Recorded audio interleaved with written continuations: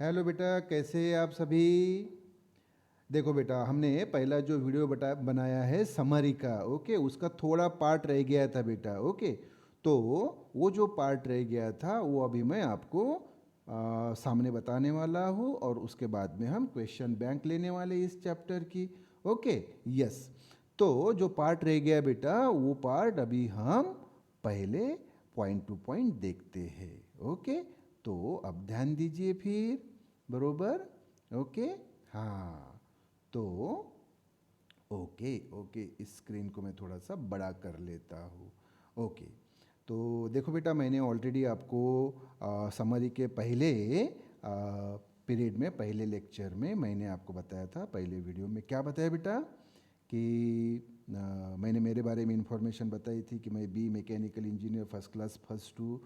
जब मैं बेटा आपके बोर्ड में था, ट्वेल्थ में, एचएससी में, तो मैं आपको बताता हूँ कि उस वक्त बेटा मुझे मैथ्स में 100 में से 99 मिले थे बेटा, 99 आउट ऑफ 100। और उसी प्रकार से फिजिक्स में बेटा 91 मिले थे आउट ऑफ 100। तो देखिए, ये मैथ्स का और फिजिक्स का जो मेरे पास नॉलेज है, बाद में इंजीनियरिंग का इतना बड़ा जो नॉलेज है, मैं चाहता हूँ कि मैं वो आपको दूँ। और इसके साथ साथ आपका मतलब जो एक जो भी अच्छी बातें हैं आपको लाइफ में सामने लेके जाने के लिए, पॉजिटिव बातें, वो मैं बताऊँ, ताकि आप अपना जीवन और बेहतर से बेहतर बना सके, बढ़िया बना सके। ओके, तो चलिए फिर अभी हम शुरू करते हैं। और ये जो पॉजिटिव बातें हैं वो तो हम करते ही रहेंगे हर लेक्चर में, हर वीडियो में। मैं वो इन्फॉर्मेशन जो भी है आपके जीवन को और बेटर टू बेटर बनाने के लिए, तो वो तो मैं आपको बताते ही रहूँगा। और साथ में आपको ये पूरा मैथ्स और फिजिक्स का जो नॉलेज है वो भी मैं आपको डिटेल में दूंगा। तो अभी बेटा हम बात कर रहे हैं बचे हुए समरी पार्ट का।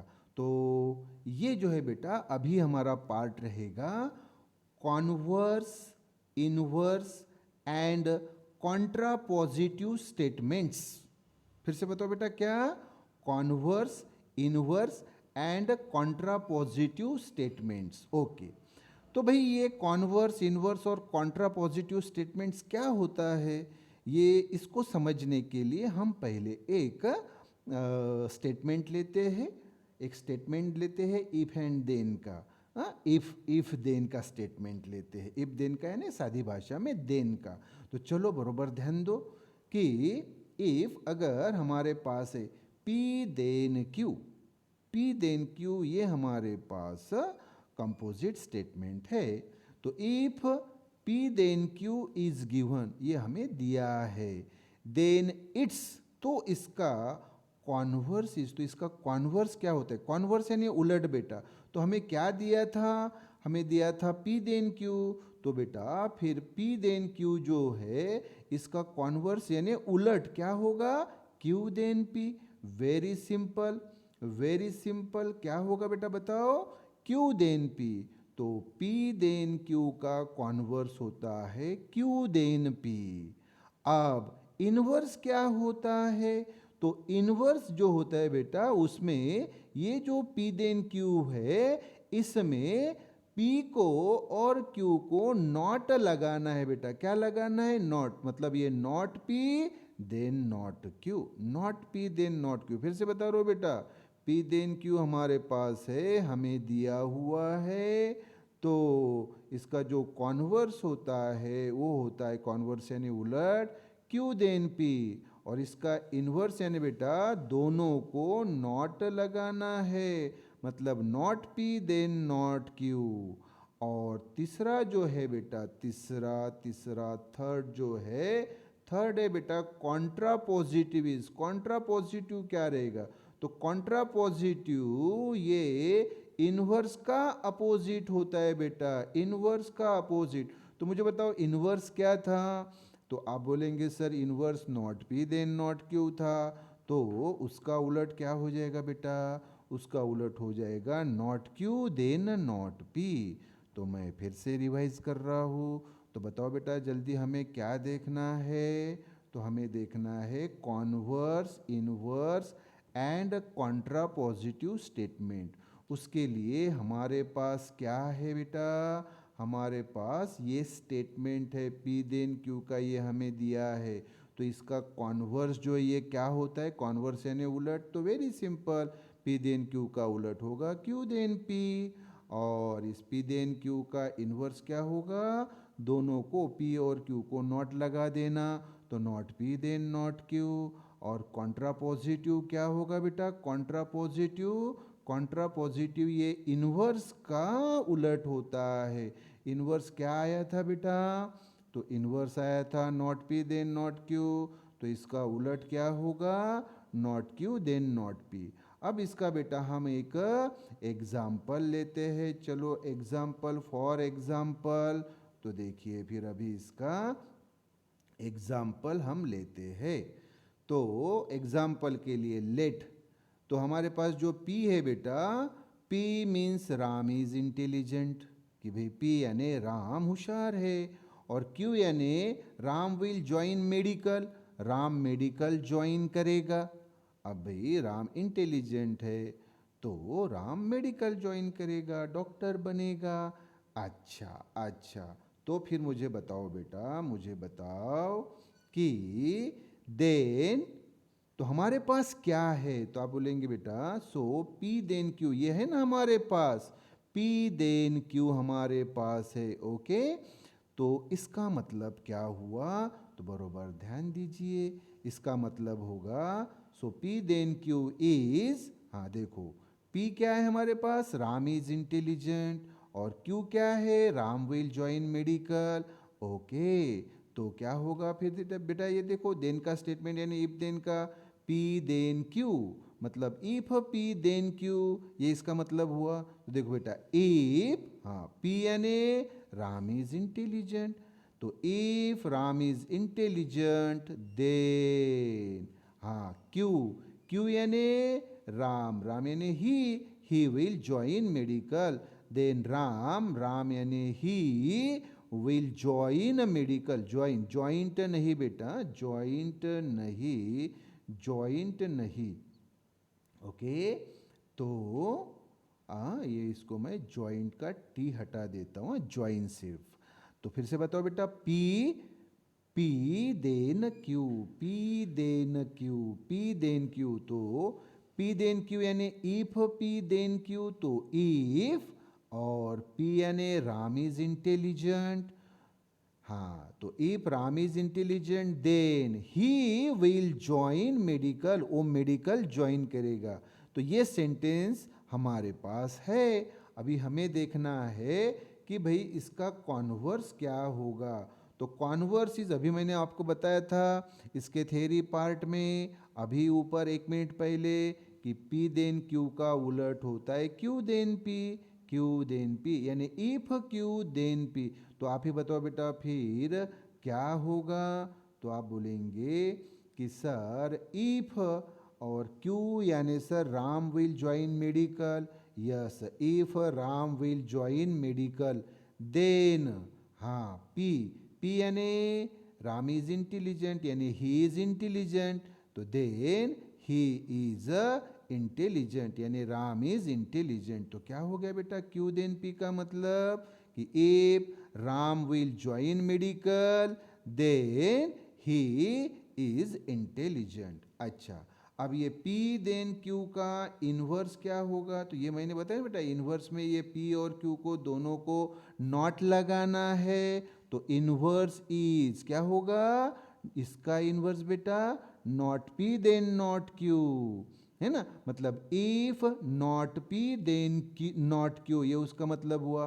तो इसको फिर वर्डिंग फॉर्म में लिखो, तो क्या, इफ नॉट P यानी बेटा, P यानी राम इज इंटेलिजेंट, तो नॉट P यानी राम इज नॉट इंटेलिजेंट, हाँ, देन नॉट Q, तो Q क्या है बेटा, Q क्या है, तो आप बोलेंगे सर Q ये है कि राम विल ज्वाइन मेडिकल यानी he will join medical.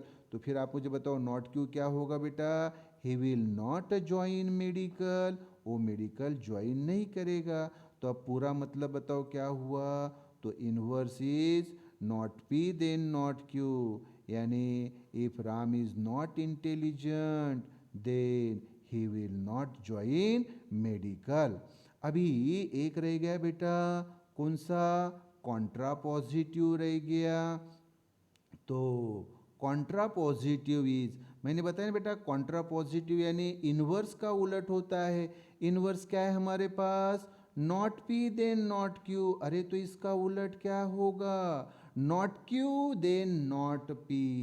Yes, मतलब if not Q then not P. तो इसको वर्डिंग फॉर्म में लिखो। इफ नॉट क्यू क्या होगा बेटा? नॉट क्यू मुझे बताओ, मुझे बताओ। क्यू क्या था? Ram will join medical. Okay, तो नॉट क्यू क्या होगा? Ram will not join medical. Then अच्छा, नॉट पी, पी क्या था बेटा बताओ? राम इज इंटेलिजेंट यानी ही इज इंटेलिजेंट। ओके, तो नॉट पी क्या होगा बेटा? He is not intelligent. तो पूरा सेंटेंस जो है वो क्या हुआ बताइए फिर? तो आप बोलेंगे sir contrapositive is not Q then not P.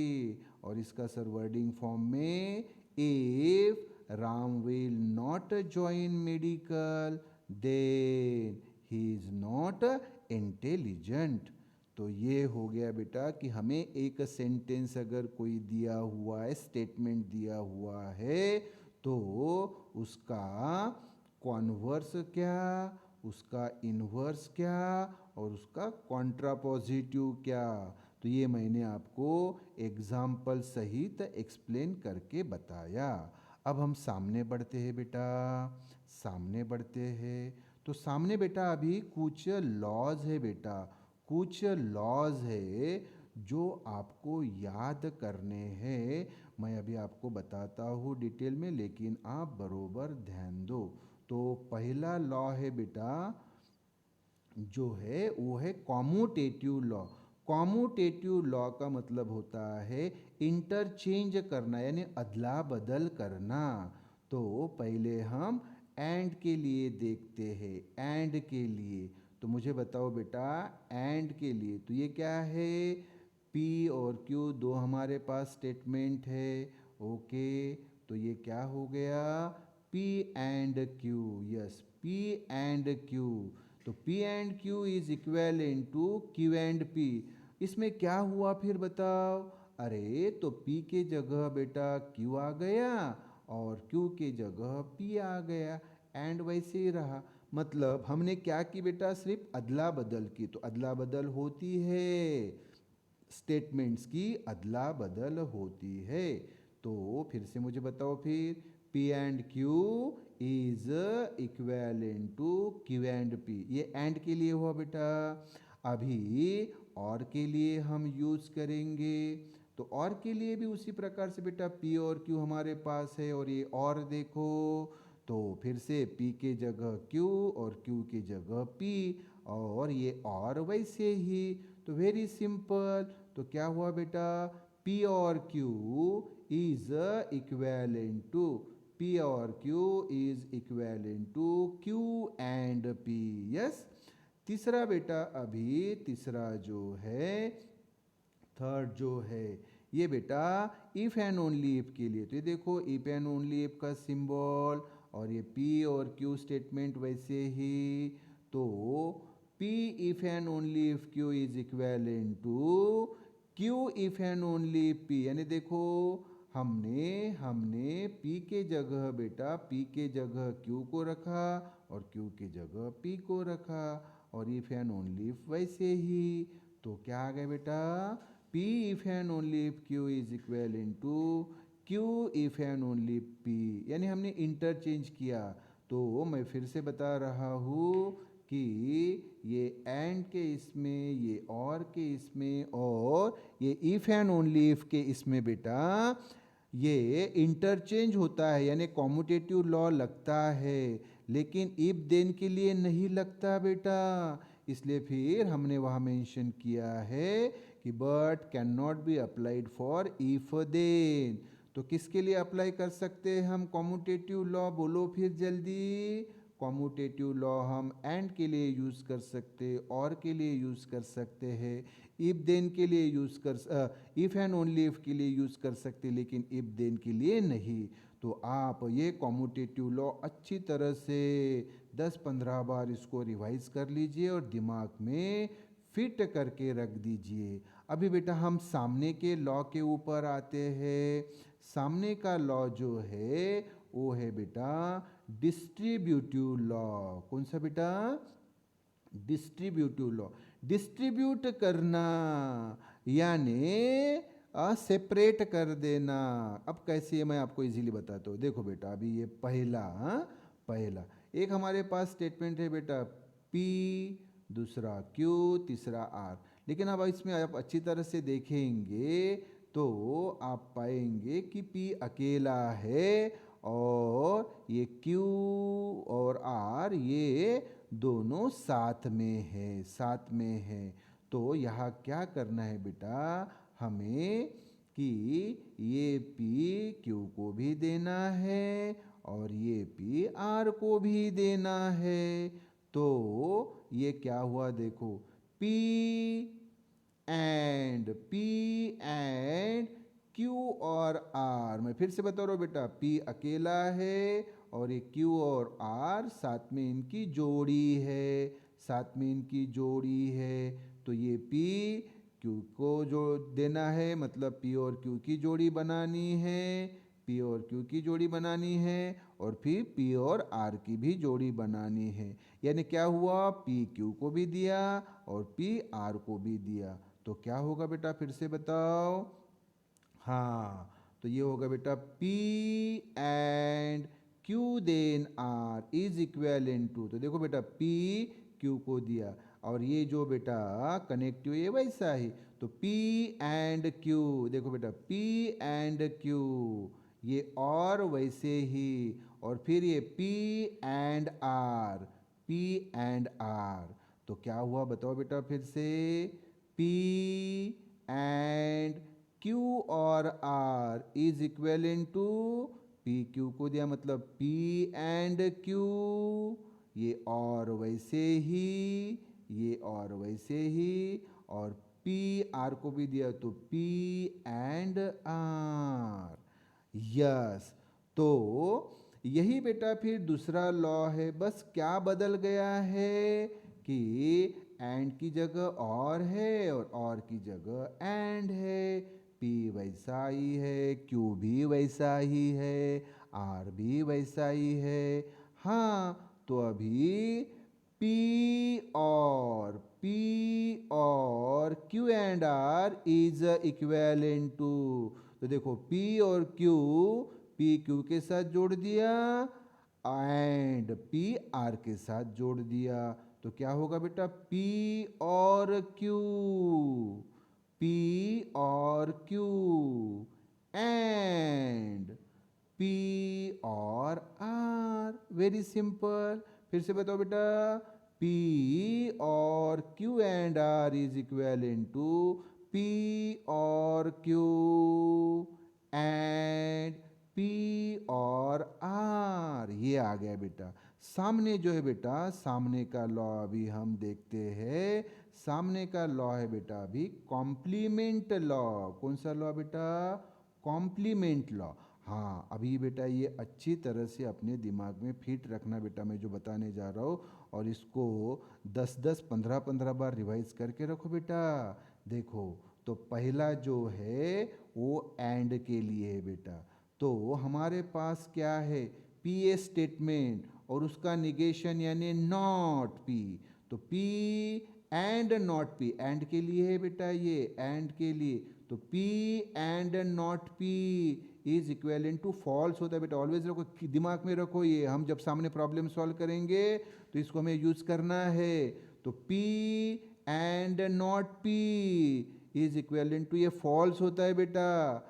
और अगर इसका उल्टा किया मतलब नॉट P पहले लिया एंड वैसे ही और P मतलब नॉट P पहले और P बाद में तब भी ये फॉल्स ही रहता है बेटा। यानी इंटरचेंज किया तब भी ये फॉल्स ही रहता है। तो बोलो फिर क्या P and not P is equivalent to false. और नॉट P पहले लिया और P बाद में लिया तब भी वो फॉल्स। तो not P and P is equivalent to false. और इधर जो लिया है बेटा वो वही है, बस अभी ये पी स्टेटमेंट था पी के लिए, अब ये क्यू के लिए, तो पी के जगह क्यू और नॉट पी के जगह नॉट क्यू, तो पी के जगह बेटा दूसरा स्टेटमेंट है क्यू, लेकिन वैल्यू तो वही रहेगी। तो ये देखो बेटा वही, क्या वही बताओ, Q and not Q is equivalent to false, और ये जो आप देख रहे हैं ये भी वही, ये पी के जगह क्यू आ गया, तो ये नॉट पी एंड पी था, क्या था उसकी वैल्यू फॉल्स, तो ये बेटा not Q and Q is false वही। तो सादी भाषा में अगर मैं बताऊँ, सादी भाषा में अगर बताऊँ मैं, तो ये जो लिखा है बेटा, ये जो लिखा है इसको अगर आपने दिमाग में भी नहीं रखा, दिमाग में भी नहीं रखा तो भी चलेगा, हमें बस इसी की ज़रूरत है। हाँ, इसी की ज़रूरत है कि पी पी के लिए जो लगेगा वही क्यू के लिए लगेगा, वही आर के लिए लगेगा, है ना। तो बस ये आप इतना दिमाग में रखिए कि P and not P is equivalent to false, और उल्टा किया कि नॉट पी पहले पी बाद में, तो not P and P is equivalent to false. ये किसके लिए बेटा, एंड के लिए, एंड के लिए। और यही बेटा अभी और के लिए, किसके लिए बेटा, और के लिए हमें यूज करना है।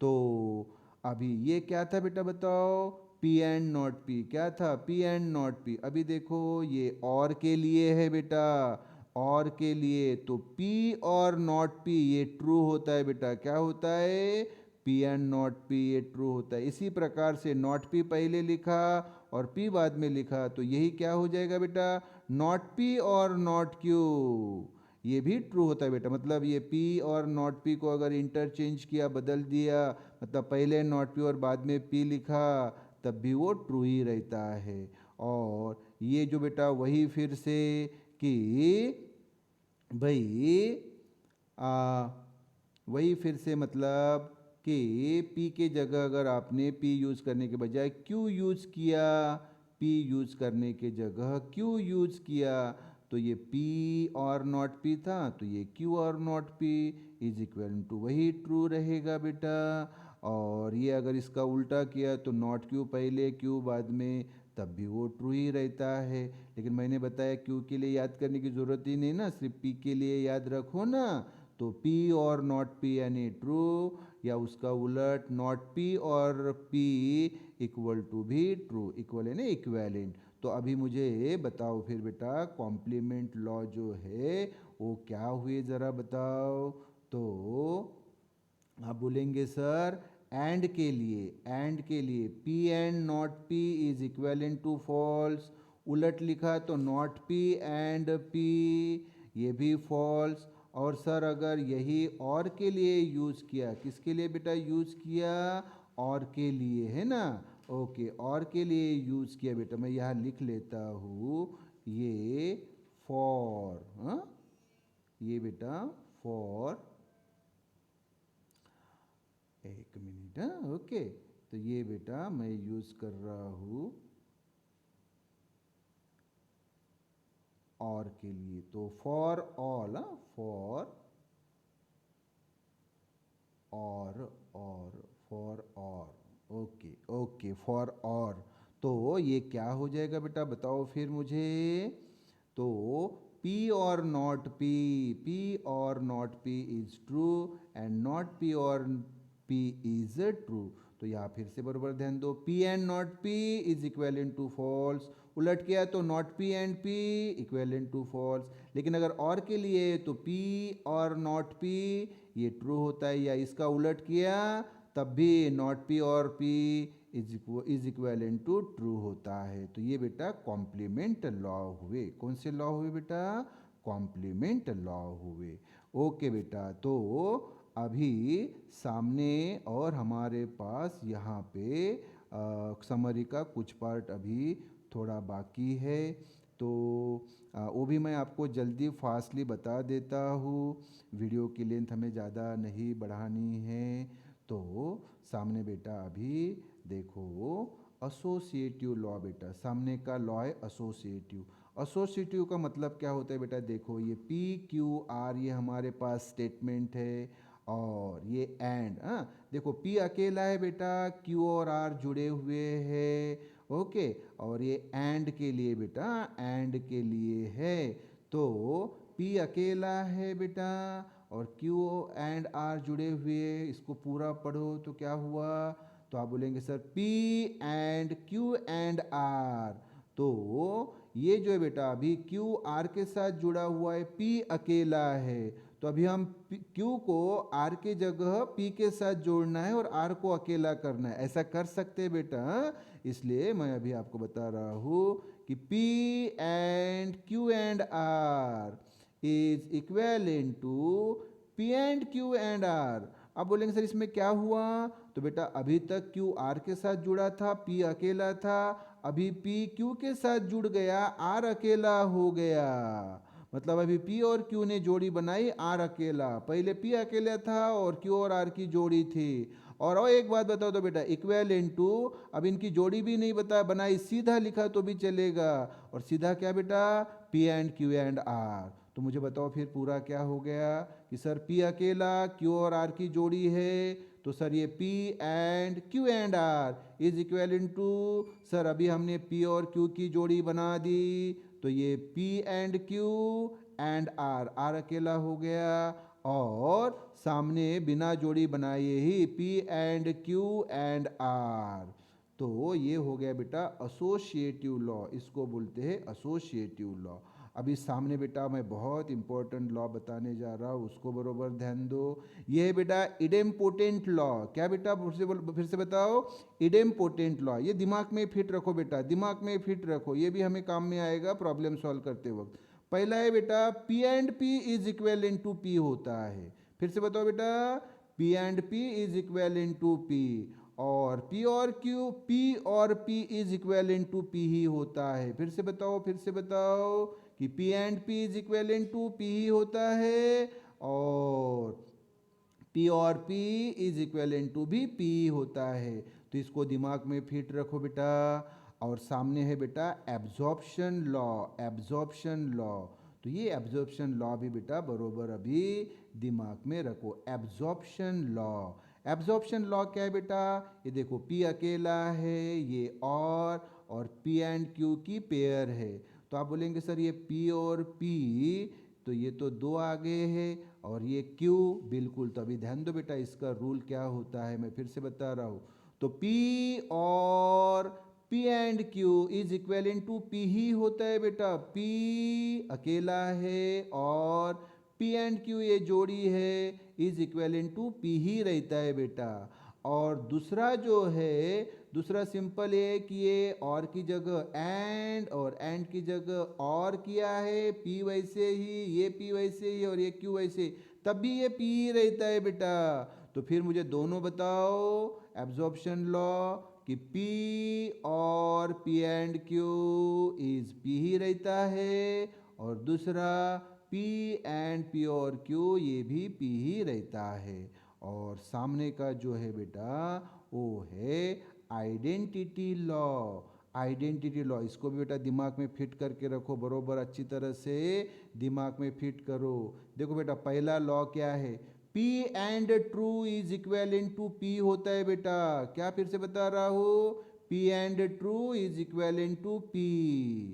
और दूसरा P एंड फॉल्स, मतलब P and yup is equivalent to false होता है। ये एंड के लिए बेटा, इसलिए देखो ये एंड के लिए। चलो फिर से बताओ, P and true is equivalent to P and false is equivalent to false. और यही बेटा अभी और के लिए अगर आपको चाहिए तो ये देखो पहला और के लिए ये बेटा देखो P एंड T, अभी P और T आएगा, तो P और T is equivalent to T यानी ट्रू होता है। यानी फिर से बता रहा हूँ, P और true is equivalent to true. और दूसरा बेटा P और F यानी फॉल्स, P यानी स्टेटमेंट है और ये बेटा F यानी फॉल्स, तो P और false is equivalent to P होता है बेटा। तो फिर से बताओ मुझे, फिर से बताओ कि सर आइडेंटिटी लॉ जो है पहला और दूसरा एंड के लिए, सर एंड के लिए क्या है बताओ जल्दी। तो सर P एंड ट्रू ये P ही होता है, पी एंड फॉल्स ये फॉल्स होता है, और सर अगर और के लिए हमें चाहिए तो पी और ट्रू ये ट्रू होता है, और पी और फॉल्स ये पी होता है। तो ये बेटा अपनी हो गई समरी बेटा, ये हो गई टोटल समरी। और अभी हम सामने क्या देखने वाले हैं बेटा, अभी हम ये क्वेश्चन बैंक के जो सभी क्वेश्चन है उनको अभी हम देखने जा रहे हैं। ओके बेटा।